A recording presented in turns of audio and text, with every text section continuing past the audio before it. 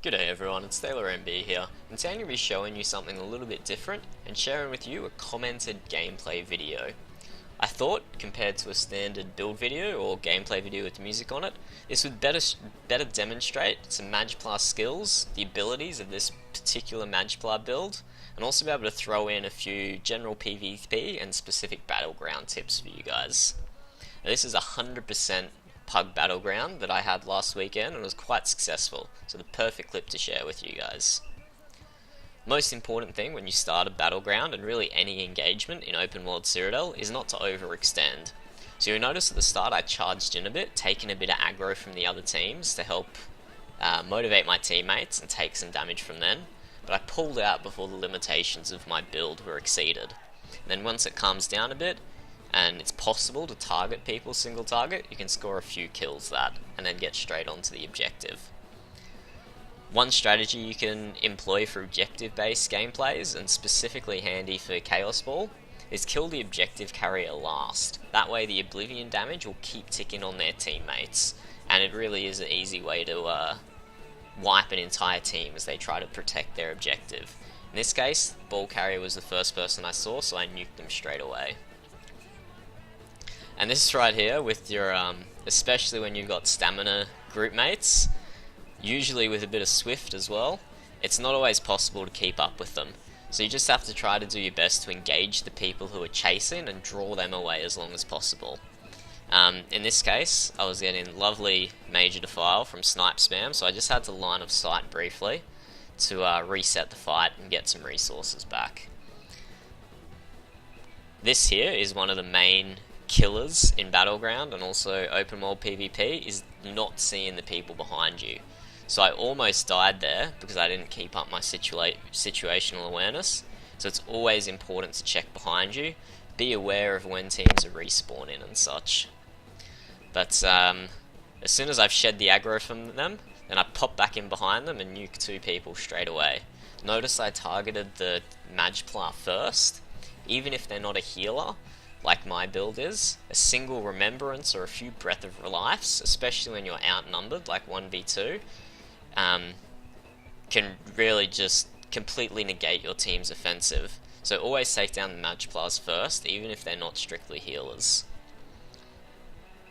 Now see the note I put up there on the screen about my food expiring in about 1 minute's time. Just switched from long buffs to short buffs there, so 1 minute. If I'd noticed this at the time, I would have corrected a lot sooner, but it turns out I had 3 to 4 minutes solid of fighting without food in this video. And that was even more of a reason for me to share this one with you guys, because the stats on a build are not everything. A build can be statistically impressive, but that doesn't mean it's going to work. It's about how you use your skills to do your burst damage. It's about keeping your buffs up. It's about using the environment to stay alive. I had 2 to 3 orange on me there. I kited around until I could kill one, got 2 on me again, so I kited again. Not all builds will involve kiting. The Magplar is actually very stamina-like in that instance, whereas with Rune and Mistform you can kite like stamina users do. Or if you're a Mag DK, you can reflect. So you need a way of dealing with multiple opponents, and in this build, it's using your burst healing, using Mistform, and using your Rune focus to regen Magicka while in Mistform. And now my food has expired now. I don't notice for quite a long time, because I assume it's just because I'm using my defensive abilities too much. All my backbar skills are quite expensive. Mistform, Cleanse, Rune, Breath, Honor the Dead as opposed to Breath of Life, because I am a bit of a cheapskate like that, and as I said, it's not a healer build. So I don't notice for quite a little while. I put a few extra heavy attacks in, but I wasn't expecting it to be that bad, as my 300 regen from Witch Mothers had run out. And so I got bogged down in some fighting there, and as a result, our team's Chaos Ball carrier died. So especially in games like this, where you are trying to defend your teammate, you do have to kind of withdraw yourself from some fights. So I just misformed in line with him, popped a Remembrance, got a few heals on him, so he'd stay alive and get to the safety of our spawn.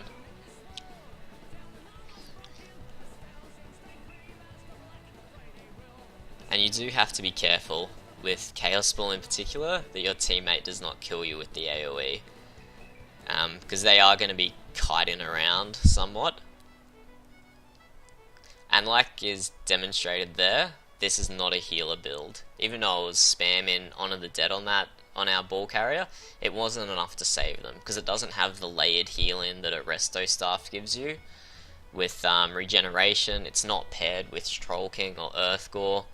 So Honor the Dead or Breath of Lifespan just really isn't enough to keep people alive. So this isn't a healer build, it is primarily a DPS build. And whenever you go into a fight, whether it's offensive or defensive, always pop down your Purifying Light on people. Even if you don't manage to get a full rotation off, that Purifying Light is going to be amplified by your allies' damage as well. And especially on melee characters, once that Purifying expires, it's going to drop a really nice heal on your teammates who are getting pressured. So Purifying Light spam on a Magplar, just go nuts, you can never do enough of it. And so this is here where I realised, I felt the consequences of my food running out. I still managed to get the kill on that orange, but it still was unfortunate that I had to die then.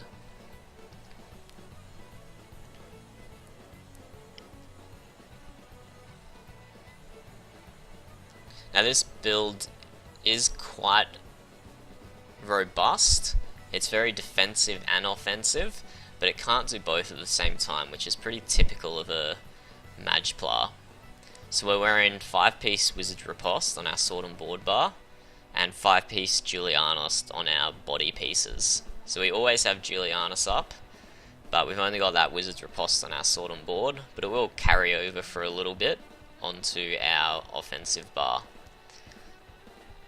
So this build's got very high damage when you're on your staff bar and very good tanking when you're on your sword and board bar, but it has very few offensive heals that it can work with. So you do have to be, anyone who plays Magplar would understand, you have to be very, your fighting works in stages. You go from offensive and you switch to defensive and you just keep yo-yoing back between the two.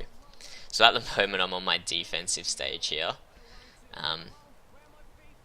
And this here, that there, is probably the Magplar's greatest weakness, is a DK who consistently keeps up their wings, especially my build, which has a lot of projectiles, and not using sweeps.